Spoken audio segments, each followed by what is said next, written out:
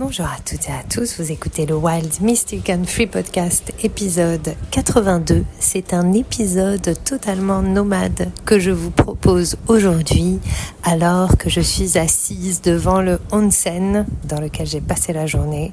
Je me suis offert un petit moment de détente parce qu'aujourd'hui, Vénus entre en Taureau et va y rester aux côtés de Jupiter et d'Uranus. Une porte s'ouvre, une porte vers la beauté, le plaisir et peut-être un vent de douceur dans les choses que nous sommes en train d'entreprendre, que nous sommes en train de vivre. C'est le moment de rassembler toutes les bonnes énergies que nous pouvons.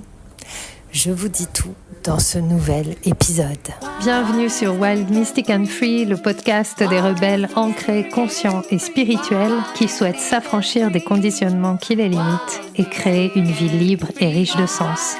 Je suis Brunoïde Livrante, ton hôte, coach certifiée et enseignante spirituelle et j'espère que tu trouveras ici plus de conscience, plus d'amour et des outils pour vivre ta plus belle vie. En mai, fais ce qu'il te plaît. Je pense que cet adage n'aura jamais été aussi vrai que pour cette semaine qui s'annonce avec, comme je vous le disais en intro, Vénus qui rentre dans le Taureau. C'est sa place. Vénus régit le Taureau et dans le Taureau, on se retrouve dans cet espace de retour à la terre, de retour à la notion d'abondance profonde reliée au plaisir de notre corps, au plaisir de la nourriture, de vivre, la douceur de vivre même, je voudrais dire, la dolce vita. Et c'est vraiment un retour cette semaine. Alors peut-être que pour certains d'entre vous, c'est votre état naturel et je suis hyper heureuse pour vous. Donnez-moi votre secret, écrivez-moi pour me dire comment vous faites. Car pour ma part, je suis extrêmement sensible au changement des planètes ou alors tout simplement je suis quelqu'un d'extrêmement changeante, surfante. Il y a des jours ça va super, il y a des jours ça va moins bien. Et je n'ai pas encore trouvé le secret de la constance malgré toutes mes pratiques de méditation. Donc si vous avez des secrets pour vivre Vénus en Taureau toute l'année, dites-le moi. Mais en tout cas, pour les autres, pour ceux qui me ressemblent et qui sont sujets à des hauts, des bas, des traversées, et peut-être que comme moi, vous avez fait le vœu d'accueillir pleinement la vie qui est en vous, auquel cas, eh bien, quand on vit des tas de montagnes russes et quand on vit tout le panel des émotions, tout le panel des expériences, eh bien, c'est peut-être une réponse à notre demande. Rappelons-nous toujours que finalement, les choses que nous vivons et les jugements que nous portons sur nos expériences viennent très souvent de l'extérieur. Et en ce moment, je dois avouer que tout ce mois d'avril, en introspection avec Mercure en rétrograde et prendre le temps de moins travailler, de ne pas être sur les réseaux sociaux, eh bien, je me suis rendu compte que finalement, ce que je jugeais en moi, c'est ce que les autres avaient jugé toute ma vie. Ou en tout cas, ce que je juge en moi, c'est ce que je pense qui n'est pas adapté au monde dans lequel nous vivons. Ce qui n'est pas adapté à la société ou à ce que me demande la vie. Et j'ai pris conscience ces dernières semaines comme j'ai été un caméléon jusqu'à ne plus savoir qui j'étais vraiment ou ce que je voulais vraiment, jusqu'à me déconnecter de mon cœur. Et il y a pas mal de choses du coup qui se sont ranimées. Je crois que je vous ai parlé la semaine dernière de mon aventure avec le feu. Si je ne vous en ai pas parlé, je vous en parlerai plus longuement parce que c'était hyper intéressant. Et en tout cas, il y a quelque chose qui s'est rallumé et il y a des choses qui sont en train de couver.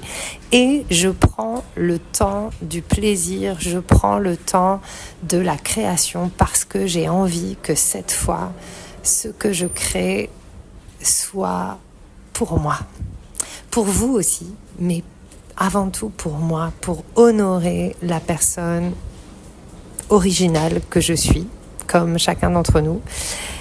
Mais c'est vraiment, j'ai eu cette réalisation ces dernières semaines de ô combien je me suis abandonnée moi-même et ô combien je me suis mise de côté, ô combien j'ai essayé de me lisser ô combien finalement j'ai avalé des sornettes jusqu'à m'en rendre un petit peu malade. Et j'avoue que j'ai un petit rejet en ce moment.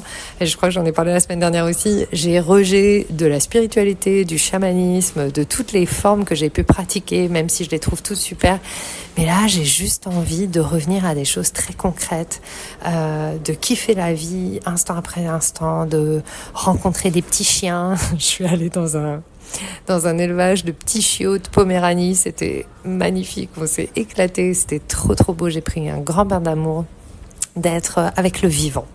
J'ai envie de revenir avec le vivant, j'ai envie aussi de laisser derrière moi toutes ces grandes ambitions pour le monde, pour les autres que j'ai pu avoir jusqu'à présent, même si elles sont toujours là, même si j'ai envie toujours de contribuer à ce monde, mais j'ai moins envie de forcer.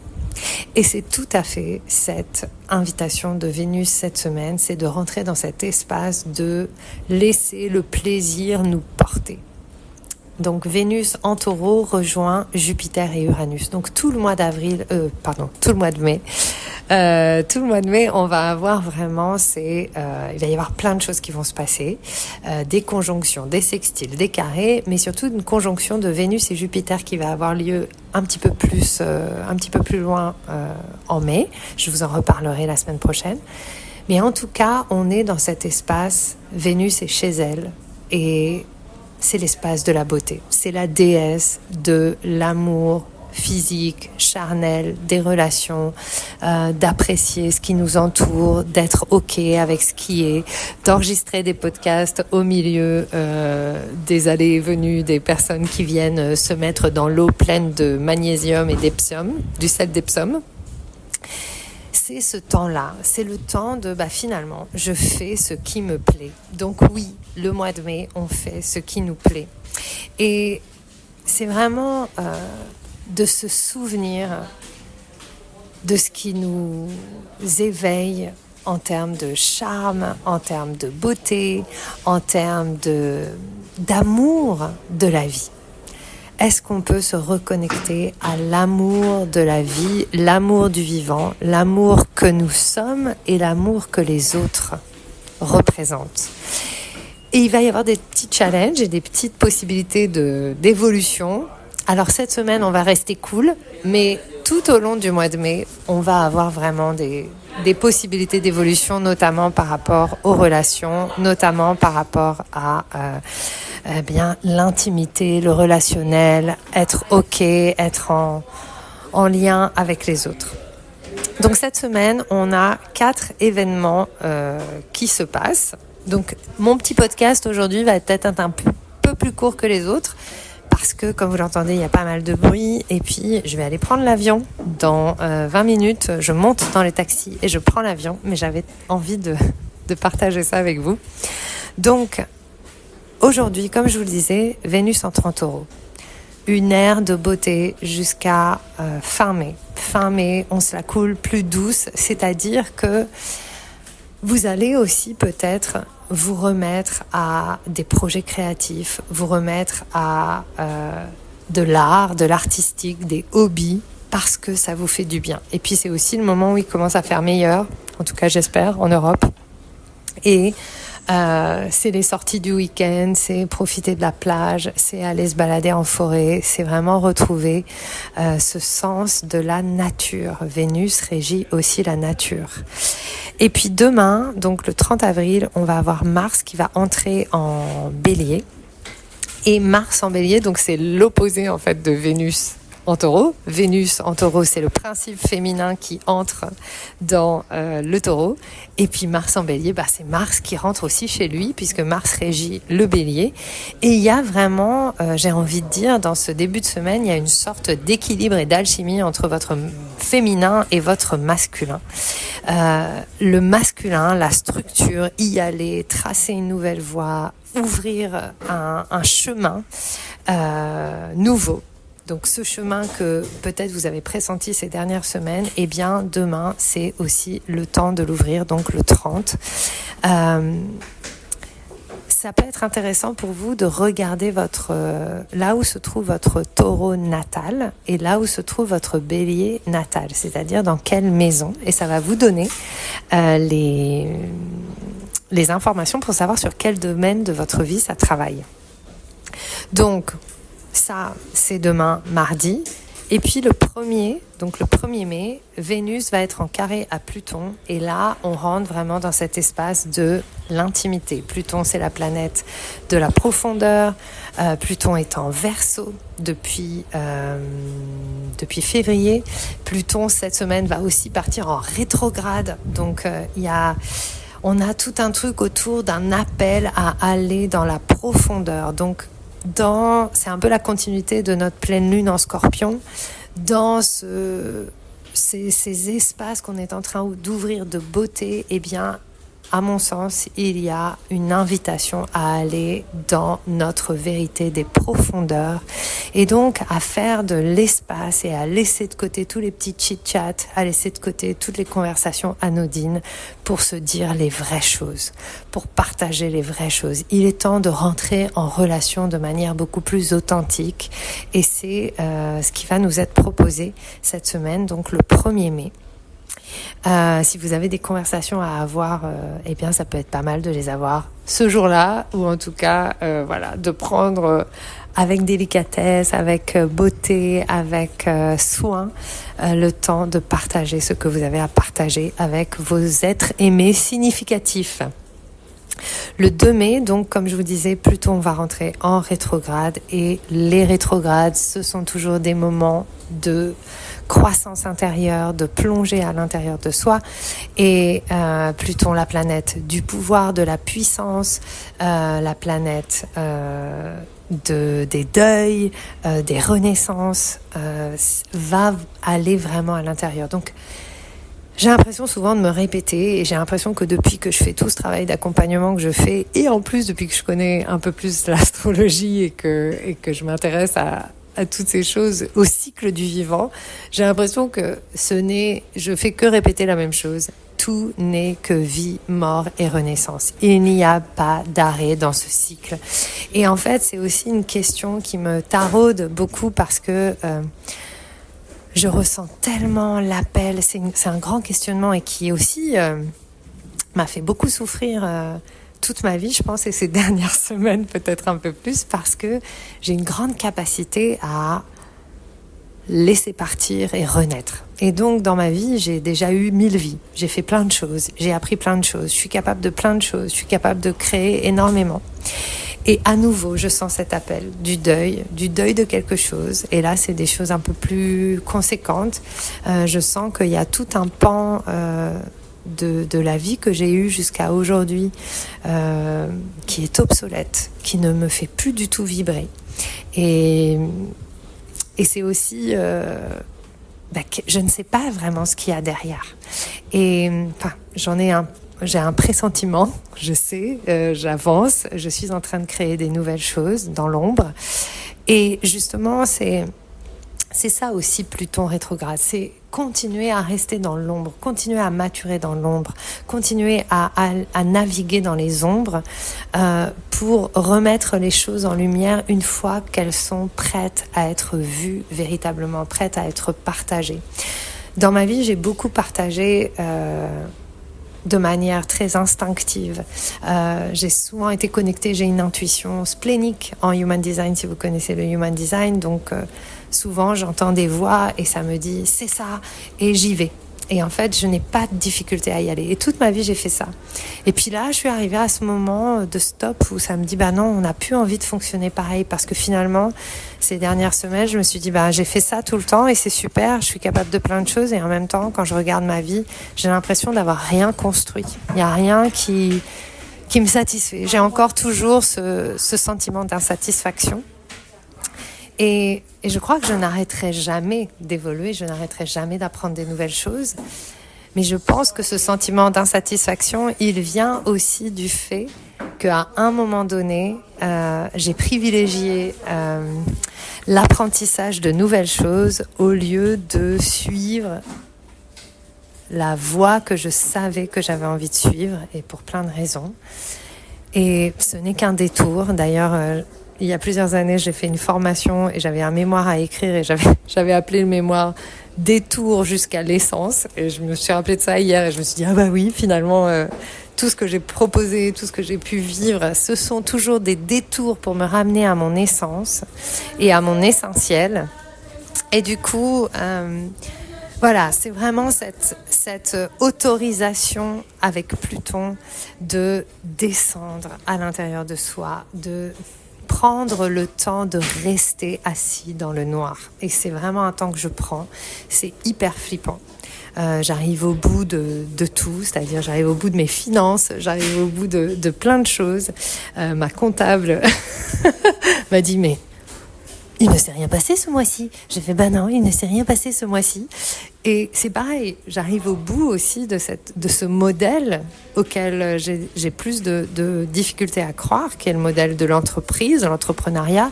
J'arrive au bout de ce système de pensée capitaliste et des systèmes, des coachs qui ne font que parler d'argent. J'arrive au bout de ça et c'était extraordinaire de le vivre et c'était extraordinaire d'en faire partie et d'y aller à fond, parce que c'est aussi ça, d'avoir une intuition qui nous dit on y va à fond.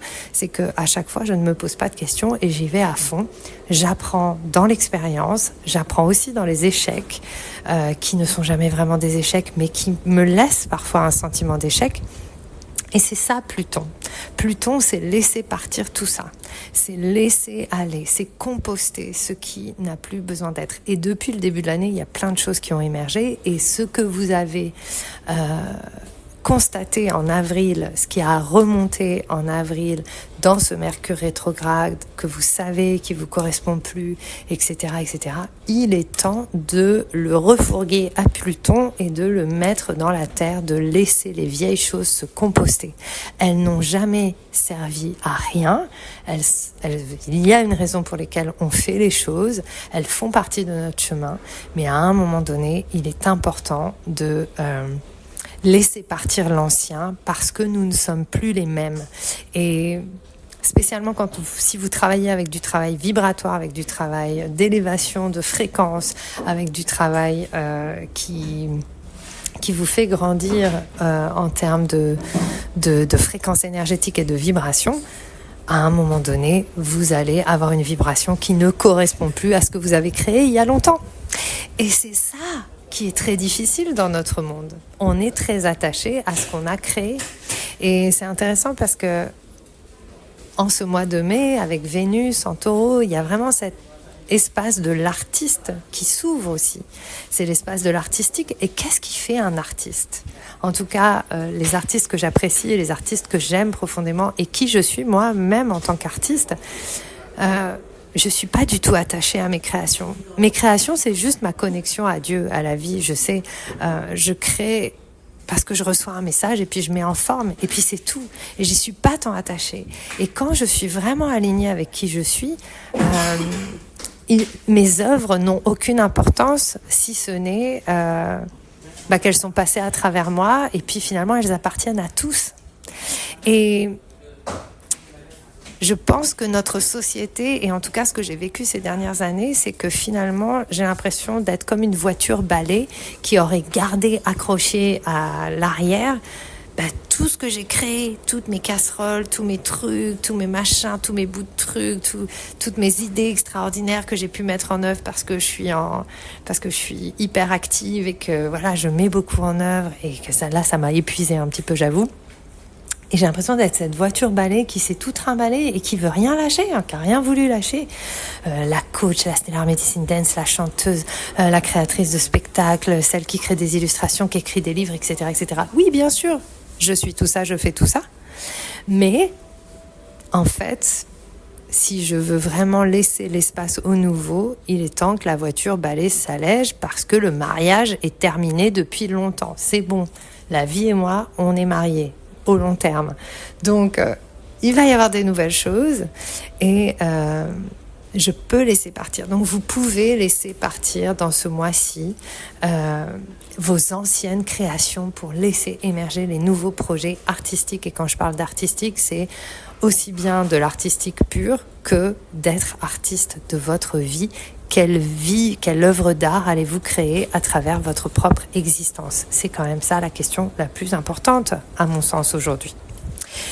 Donc voilà pour notre Pluton rétrograde. Et le dernier événement de la semaine, c'est Mars qui va être en sextile avec Pluton. Donc il va y avoir pas mal de choses qui vont se passer avec Pluton, puisque Pluton est en Verseau, en tout cas jusqu'au 1er septembre. Ensuite, il va revenir brièvement en Capricorne, et puis il restera en Verseau pour plus de 20 ans. Et donc, il va y avoir pas mal de choses qui vont se passer avec lui nécessairement, et spécialement ce mois-ci. Donc, Mars va être en sextile avec Pluton, et ça va être vendredi. Et du coup, c'est un très bon moment pour être focus et déterminé, pour mettre de l'effort dans les projets et surtout dans les projets qui sont sur le long terme. Et Mars va peut-être agir dans l'ombre puisque Pluton est dans l'ombre. Donc Mars agit dans l'ombre. Ça n'empêche pas de mettre son focus, ça n'empêche pas d'agir en fait. Une des leçons que j'ai reçues de ces dernières semaines, c'est que loin des réseaux sociaux, j'ai été tellement plus en contact avec moi-même et tellement plus efficace. Et je me suis rendu compte à quel point j'étais prise dans cette énorme machine de poster, surtout de poster pour plaire, de poster pour parler, de poster pour prouver, d'être constante pour montrer que je peux être constante. Et en fait, finalement, les réseaux sociaux sont une sorte... C'est un extraordinaire portail pour toucher des personnes, pour inspirer des gens. Et moi, j'adore être en contact avec des personnes, des artistes que j'adore sur les réseaux sociaux. Mais c'est aussi un égrégore de peur. Et en fait, j'en ai hyper ma claque des donneurs de leçons, de faut faire comme ça. Et puis, tout le monde y va avec son truc provocateur pour attirer des clients, pour vendre, aller vendre, spécialement dans le monde du coaching. Et j'en ai ras la coiffe. Je n'ai plus du tout envie. Et en fait, j'ai enfin compris que mon blueprint, que la manière dont je fonctionne, c'est éloigné de ça. Et je ne veux plus me compromettre ou compromettre mon énergie pour prouver quoi que ce soit en fait. Je suis là depuis suffisamment longtemps et puis je sais pas, c'est pas ça que je sers. C'est ni à ça que je sers, c'est ni ça que je sers. Et du coup, presque limite, ça me fait mal aux yeux quand j'ouvre les réseaux sociaux, notamment Facebook. J'ai plus du tout envie d'être sur Facebook. Instagram, je trouve ça plus facile de gérer. TikTok, j'en parle pas parce que ça, c'est vraiment un réseau social, non seulement que je comprends pas, mais en plus que je sais pas comment on s'en sert. Et puis, ça a l'air chiant, ça a l'air criard et ça me fait mal à la tête rien que d'y penser. Et voilà. Et le podcast, ça, j'adore parce que je suis aux commandes et c'est moi qui choisis. Donc, il y a vraiment cette... n'ayons pas peur de faire les choses dans l'ombre, de faire hors des réseaux sociaux, d'activer notre créativité, parce qu'il s'agit bien de créativité ce mois de mai. Et je pense que, au vu des événements actuels et de comment les réseaux sociaux aujourd'hui sont aussi aux mains de pas mal de puissances dont on ne sait pas trop ce qu'elles défendent. Enfin, si, on sait qu'elles défendent le dollar, mais on ne sait pas trop si c'est vraiment de la liberté d'expression, même si on croit, est-ce que c'est vraiment... Voilà, ça, c'est des questions qu'on se pose. Eh bien, créons nos propres réseaux, qu'ils soient véritables, c'est-à-dire en présentiel, ou tout simplement créer des newsletters, créer des podcasts. Il y a plein de choses possibles aujourd'hui et je pense que ça peut être intéressant aussi de sortir des masses médias pour aller dans du plus petit mais aussi du plus humain. Donc voilà, c'est aussi cette question-là, Pluton, la question du pouvoir.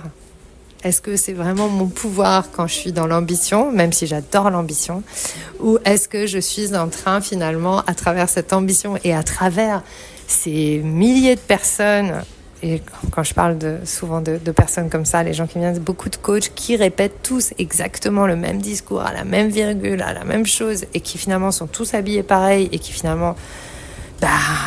sont en train aussi d'uniformiser une industrie qui est là pour accompagner tout un tas de gens, mais en fait finalement tout le monde est à nouveau ici juste pour faire plein de thunes.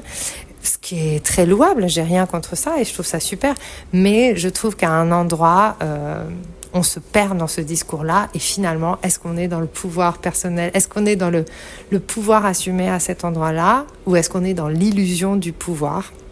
Ça, c'est toujours ma grande question et c'est aussi ce qui me passionne. Vous le savez, si vous me suivez depuis longtemps, l'argent, le pouvoir, toutes ces notions qui sont multifacétées et dans lesquelles on s'illusionne tellement et dans lesquelles notre ego tombe tellement.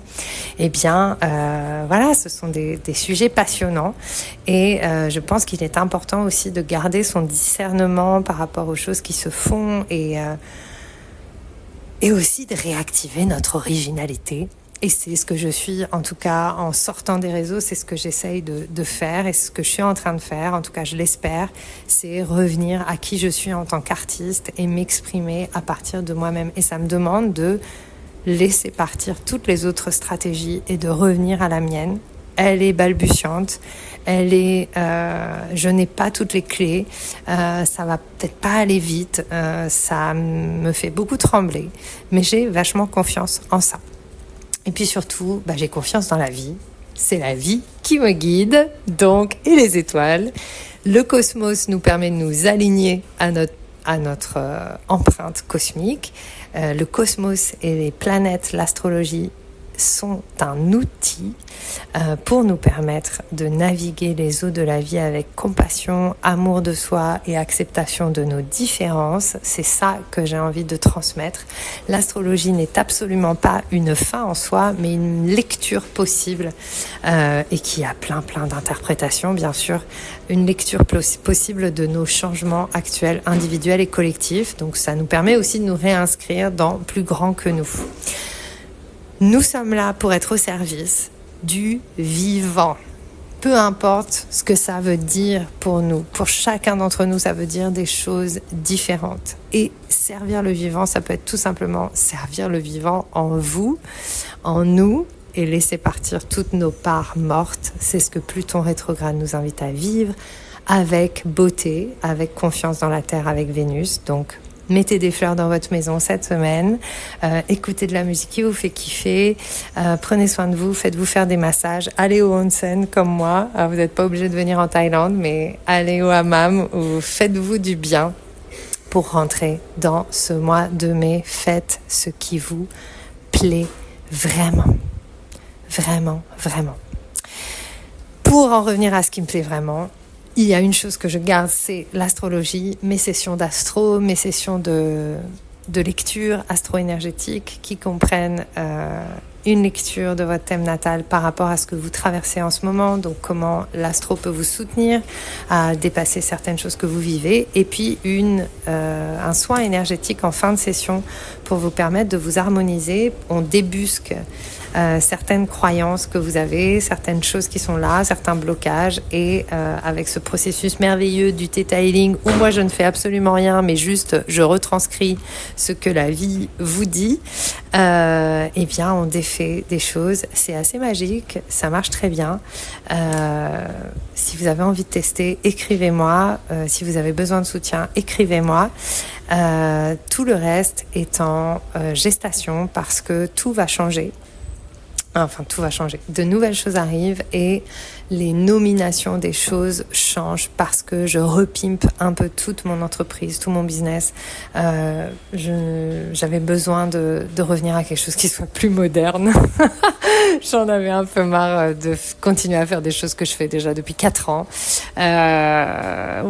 Il est temps d'un changement. Nouvelle coupe, nouvelle life, nouveau pays. Je rentre en Europe pour quelques mois. Ce sera ma tournée d'adieu cet été.